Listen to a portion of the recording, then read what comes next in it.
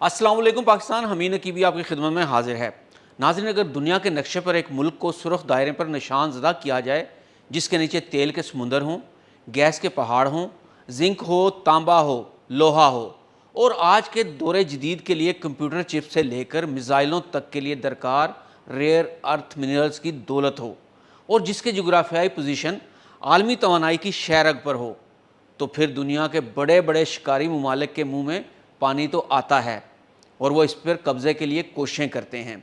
और वो इस सोने के टुकड़े को हासिल करने के लिए किस हद तक जा सकते हैं, इसकी तारीख गवाह है। दोस्तों, ये मुल्क है ईरान, जहां आज दुनिया के सबसे अहम मादनियात मौजूद हैं। लेकिन सवाल ये है, क्या मसला सिर्फ एटमी प्रोग्राम है या असल कहानी ज़मीन के नीचे छुपी हुई दौलत की है? क्या रजीम चेंज वाकई किसी दूसरे मुल्क के वसाइल पर कब्ज़ा के लिए होती है? नाजरीन, कुछ तजियाकार दावा करते हैं कि ईरान पर पाबंदियां लगाने का फैसला कोई आज का नहीं बल्कि 40 साल पहले हो चुका था और अब तकरीबन 2 दहाइयों से जारी पाबंदियां सिर्फ एटमी मसला नहीं बल्कि एक स्ट्रेटजिक कंटेनमेंट पॉलिसी का हिस्सा थी। ये भी दलील दी जाती है कि ईरान को आलमी एनर्जी मार्केट से जानबूझकर पाबंदियों और साजिशों के ज़रिए बाहर रखा गया। इस दौरान खलीजी ममालिक का तेल धड़ाधड़ आलमी मंडियों में फ़रोख्त किया गया। ईरान के ज़खायर पाबंदियों के बायस बड़ी हद तक ज़ेरे ज़मीन महफूज रहे, इन्हें हाथ तक भी ना लगाया गया और तेल का बहुत बड़ा ज़ख़ीरा महफूज रखा गया ताकि जब खलीजी ममालिक से तेल का ख़ात्मा हो जाए तो तब ईरान के इन ज़खायर को आलमी मंडियों में लाया जाए और फिर इस पर कब्ज़ा किया जाए। अब इसके पीछे कौन है जिसने जानबूझकर एक बड़े मंसूबे के तहत ईरान को अपना तेल फ़रोख्त ना करने दिया और ना ही दीगर मादनियात फ़रोख्त करने दी? ये जानने के लिए एक और थ्योरी को समझिए।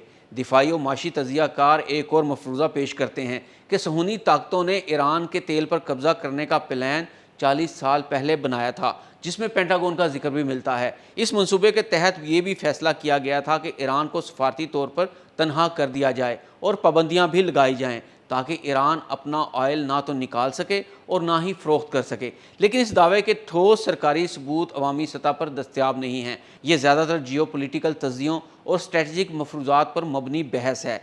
बहरहाल ये बहस मौजूद ज़रूर है और जब किसी चीज़ का वजूद होता है तो बहस तब ही छिड़ती है। आइए अब एक नज़र डालते हैं माजी में कहाँ कहाँ रजीम चेंज के हवाले से क्या क्या होता रहा। अगर माजी पर नज़र डाली जाए तो दुनिया की तारीख़ में रजीम चेंज के पीछे या तो तेल पर कब्ज़ा की कहानी मिलती है या फिर सोने के ज़खायर पर कब्ज़ा। मशरिक़ वस्ता की हालिया तारीख़ पर नज़र डालें तो 2003 में इराक़ पर हमला किया जाता है और जवाज़ बनाया जाता है कि इराक़ के पास वेपन ऑफ मास डिस्ट्रक्शन मौजूद हैं, जबकि असल मकसद था तेल पर कब्ज़ा।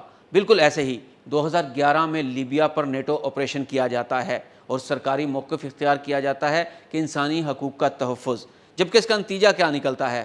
क़ज़ाफ़ी की हुकूमत का ख़ात्मा, कई टन सोना गायब, तेल के ज़खायर पर कब्ज़ा।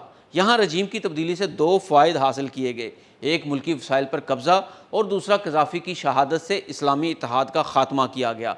अब बात करते हैं वेनेज़ुएला की। दुनिया के बड़े तेल ज़खायर में से एक मुसलसल इक़्तिसादी दबाव और पाबंदियों का शिकार रहा और इसके बाद वेनेज़ुएला में अमेरिका की खुलेआम बदमाशी पूरी दुनिया ने देखी। बिल्कुल ऐसे ही शाम, सूडान और दीगर कई ममालिक की मिसालें भी आपके सामने हैं जहाँ रजीम चेंज करके कुदरती वसाइल पर कब्ज़ा किया गया।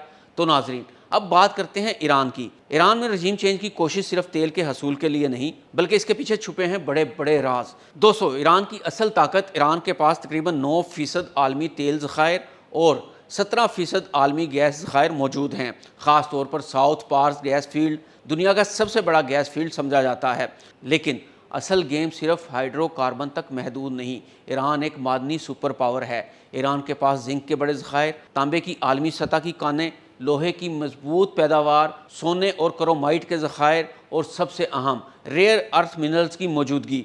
रेयर अर्थ मिनरल्स वो अनासर हैं जो इलेक्ट्रिक गाड़ियों, missile guidance systems, satellites, smartphones, wind turbines में इस्तेमाल होते हैं। चीन इस वक्त इस मार्केट में गालिब है। मगरबी दुनिया मुतबादल ज़राए तलाश कर रही है। यहाँ से स्ट्रेटजिक मुकाबला शुरू होता है। तो नाज़रीन, अब ये भी बात कर लेते हैं, क्या वाकई खलीजी ममालिक और दुनिया से तेल के ज़खायर तेज़ी से कम हो रहे हैं? आलमी सतह पर पीक ऑयल की बहस कई दहाइयों से जारी है। अगरचे नई दरियाफ्तें हो रही हैं लेकिन आसानी से निकाले जाने वाला सस्ता तेल कम होता जा रहा है। खलीजी ममालिक में पैदावारी लागत कम है मगर कई फील्ड्स मेच्योर फेज़ में दाखिल हो चुके हैं। ऐसे में ईरान जैसे मुल्क जिसके कई फील्ड्स मुकम्मल तौर पर एक्सप्लॉइट ही नहीं हुए, اسٹریٹجک اہمیت اختیار کرتے ہیں۔ ایران صرف وسائل نہیں، جغرافیہ بھی رکھتا ہے۔ مثال کے طور پر ابنائے ہرمز کے قریب اس کی پوزیشن عالمی توانائی کی تیل کی ترسیل کے لیے انتہائی اہم ہے۔ دنیا کے تقریباً 20% سمندری تیل کی ترسیل اسی راستے سے ہوتی ہے۔ کسی بھی عالمی طاقت کے لیے اس مقام پر اثر و رسوخ ہونا اسٹریٹجک برتری کے مترادف ہے۔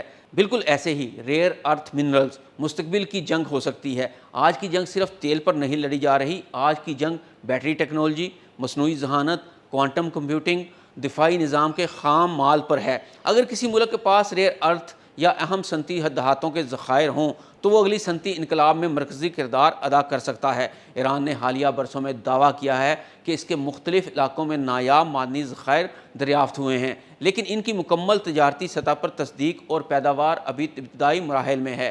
ایران تقریباً 2 دہائیوں سے سخت امریکی پابندیوں کا سامنا کر رہا ہے۔ مہنگائی، کرنسی بحران، تیل کی برآمدات میں کمی، سب کچھ دیکھا، لیکن سیاسی نظام برقرار رہا۔ یہی وہ پوائنٹ ہے جسے ایرانی قیادت اپنے بیانیے میں مزاحمت کی معیشت کہتی ہے۔ یہ بھی حقیقت ہے کہ بیرونی دباؤ کے باوجود یہ مکمل کولیپس نہیں ہوا۔ البتہ اقتصادی مشکلات اپنی جگہ موجود ہیں۔ ایران ایک معدنی اور توانائی پاور ہاؤس ہے، یہ حقیقت ہے جسے جھٹلایا نہیں جا سکتا، اور یہ بھی نہیں جھٹلایا جا سکتا کہ ایران پر پابندیوں کا فیصلہ کئی دہائیوں پہلے ایک سوچے سمجھے منصوبے کے تحت کیا گیا تھا، اور تاریخ گواہ ہے رجیم چینج صہیونی طاقتیں صرف اپنے فائدے کے لیے ہی کرتی ہیں۔ حمید نقیبی کو اجازت دیجیے، اللہ حافظ۔